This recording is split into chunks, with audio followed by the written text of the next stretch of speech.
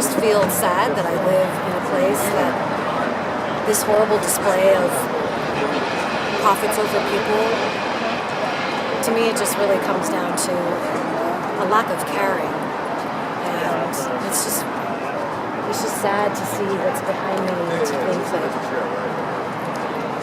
we don't really think about an economy that cares, thinks about sharing, thinks about really the celebration of a successful business, maybe including the success of the people and the community that really it relies on. And this is my first time coming to an action like this, and it's not like I don't see the homeless, I do. It's just to think that this is actually happening, they're moving, just pushing people out, it's just so sad to see. That's really all I can say. It's just sad. And it seems like this is just a criminalization of being of the poor, basically, and perpetuating, incarcerating people for being disenfranchised and low income. Do you agree with that? Absolutely agree with that. It really is. It's criminalizing people for being human beings. And that, it's just hurtful. Yeah. It's just hurtful as a community member. Thanks, Nube. Thank you. Okay, go ahead. Why don't you come and do it with me? You have to cut now. Sure, that's okay. Okay. I'm Catherine Bach, Ruth McKinney from the Low Income Self-Help Center. This is not the first time that we've come to see people just yanked away from any kind of security that they have and taking care of each other, any place to lay their heads. And this is their community. They've been living here their whole lives, right? And working here. And when they talk about the jobs about people being displaced, yet the society is changing, the economy is changing, Google's making lots of money, people are coming in and making money in great jobs, but the people that lived here and built this place, working class people, get just shunted, they sort of, they had a job. That the story that I really like to tell, that I remember the best, is that 20 years ago we did a book about housing, about the housing crisis. And this woman I was interviewing people that were being displaced at that point. And she said, I trained to work in a wafer factory. I worked in a wafer factory. Then I had to train to work in shipping. Then the next thing, and she's moved on down and she's teetering on homelessness at this point. Then I had to retrain to work at Target. And that's a trajectory of working class people here, and it's not okay. It's not okay to throw away all these people that helped to build this place. They worked here their whole lives. Their lives are centered here. Another thing that happened recently is that I'm talking all the time. I should let you talk.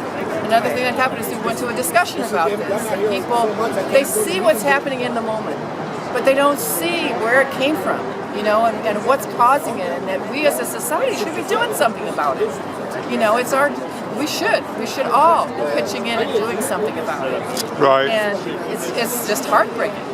It's heartbreaking. And people are just, the way the media, not you, but the way the media talks about this issue is it's a nuisance. Or the neighbors talk about, the people, there's trash. Or there's, and I think Gail talked about this a lot, and Sandy did as well. There's no place to put the trash. They could clean it. I mean, they already would do that. But Ruth and I, the last time we were actually here, we were remembering back to when they emptied out the jungle. And do you want to talk a little bit about when they emptied out the jungle? That was one of the most heartbreaking things I've ever seen. There were hundreds and hundreds of people. It was pouring down rain. They weren't supposed to start until 7 o'clock in the morning. They started knocking on people's doors at 2:30. And what they did, according to people were trying to get up the hill with all of their belongings in a suitcase, whatever they have, in a shopping cart, with their bikes, trying to get their dogs out. And helping each other. And helping each other do it. And then one person said to me, you know, this is like a home tree. The only difference I don't have is running water and electricity. It's a community that we built, and we watch out for each other, and I will never forget that.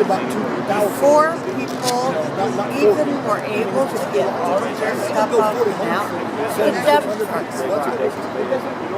They picked up people's bikes, their shopping carts, their suitcases, and they just started tossing them. Here's what you see. So we're This is what I see every day. This goes on all the way to place to place. There's also the reputation that homeless people are dangerous, that there are murders, that there are, but you know what? They watch out for each other. They don't want to see them move because they're not going to move. They watch out. They can't move. They can barely move. So do you think it would be cheaper to go ahead and provide facilities, water, and maybe even tiny homes on a piece of land like this that's not being used in any other way? I've seen it so many Absolutely. Absolutely. The only problem with that is that we're tiny homes, and they're not that many. There's only 40. Well, there's 40 authorized, right? Right. But we have the ability to do it. We could build sky rises and roads and bridges and everything. It seems like building enough tiny houses would be fairly easy for our abilities. And yet, look how long they're saying it's going to take. They're projecting that those tiny homes aren't going to be ready for quite a while. And the community has a lot of flack against it because the education is just not happening. When people get to know their neighbors and what's happening, just the people here, we've got to know our neighbors and we know what's happening. And I've talked to people in lots of neighborhoods. And we went to a group of people talking about this at a Catholic Charities event, talk about the issue and what to do about housing. And of course we need to build more affordable housing. But once people get to know each other and really understand the situation person to person, it's really hard to then, think of them as the other. So humanize them, essentially. Yeah, and even in this discussion, when we were telling these stories, I know that people's minds were changed a little bit. sure, absolutely. And are there facilities in San Jose for people to shower or for people to, homeless shelters or to get clothes or things like that, find jobs? Can you talk about that? What's available? Well, there are lots of those things. There are kitchens, not lots. It's not lots compared to when you put it up against the population of people that are homeless. I think, did Sandy say how many people here? I forget. Did you get the number? It's really high, thousands. Right. Of people. And, and there are people living in homes that, for instance, are so poor and just hanging on, living on the edge of Silicon Valley, even if they have a house. Right. And everybody's terrified of what's going to happen next. Yes. Is the landlord going to change his mind and decide to raise the rent, double what we're already paying, which we already can't afford, and the jobs aren't supporting that. Even if you have a job, that kind of a bump in the rents that are going up, So Yes. people are all afraid. We're afraid of, because we're renters, of what comes next. Because Sure. people are being pushed out. Yes. But Excellent. As far as community organizations that are out there, as far as places where people can go and eat, when people are in an area, when homeless people are in an area, they know where the place is. When they push it out, then they have to figure out something else. That's your solution. You're saying And they go from back and forth and back and forth. And I think that they know, from what I've noticed from doing outreach at the meal sites, I think people, I mean, if they're in a neighborhood where they might be located near there, but I also think people know that, well, on, I think it's Tuesday and Wednesday, it's Martha's Kitchen, and the neighborhood center on the east side, is certain, you know, that one's like more often. But I mean, I think they know where the meal sites are. Right, right. And there is a shower van. I mean, it's this little van. Yeah. And it's so many people. I mean, Right. I don't know how many vans they have, and they're available. Like at Martha's Kitchen, they have it coming there. We do a homeless fair, a homeless healthcare fair. So it's a. I can't say the name of it because I don't think this early in the morning. I mean, I don't talk. I think. We do the downtown healthcare fair for the uninsured, and it's mainly for homeless people, and so we do outreach for that, and also just people know about it.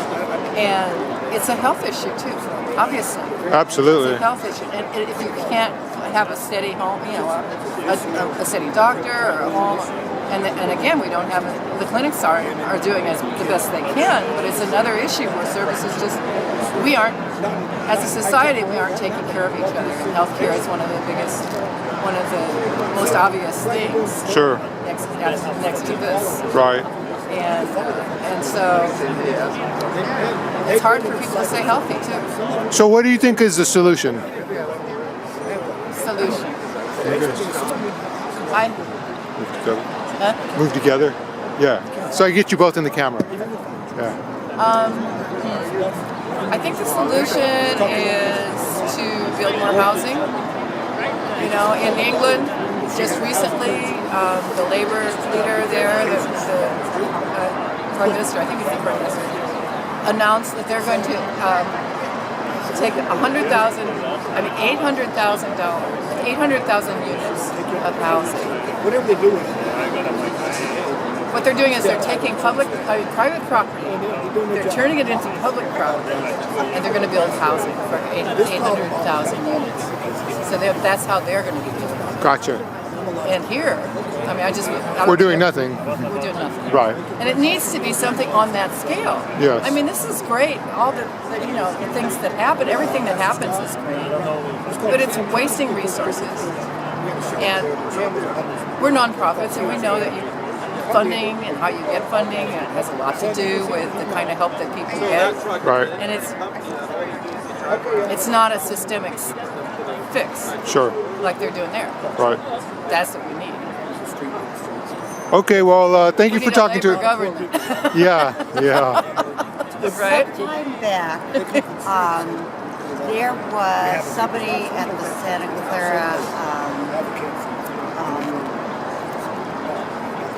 Clara County who came up with the possibility of building or having mobile homes or little tiny Dave homes. Cortez. Dave Brought that up. And which would be cheaper, it would be faster, it would get more housing. In Oakland, what they're doing is they're building like what they call healthcare. That, and of course, that goes up to these so-called tiny homes. They're putting all this and you get people who say, not in my backyard. Yeah. Right. So, Again, you're letting us talk about a lot of deeper issues, and this is not what news does, unfortunately. Most news doesn't do this. Right. To get the history of what happened, how we got here. And, They're concerned about the sensationalism as opposed to the root of the problem. Absolutely. right. Yeah. And so people are like, oh, these tiny homes, why aren't they doing this? Well, my kids can't afford to rent an apartment. Why are we taking care of the homeless instead? You know, it just broke my heart to hear somebody talking along those lines. You know, it's like, well, why not us Right. first? You know, and so it keeps people separated.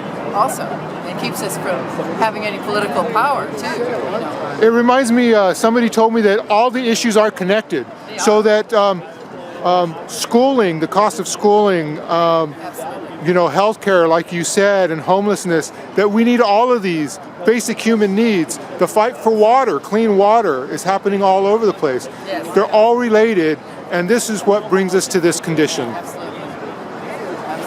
Thank you guys for talking to us. Thanks for All right. listening to us. Sure. All right. That's really amazing.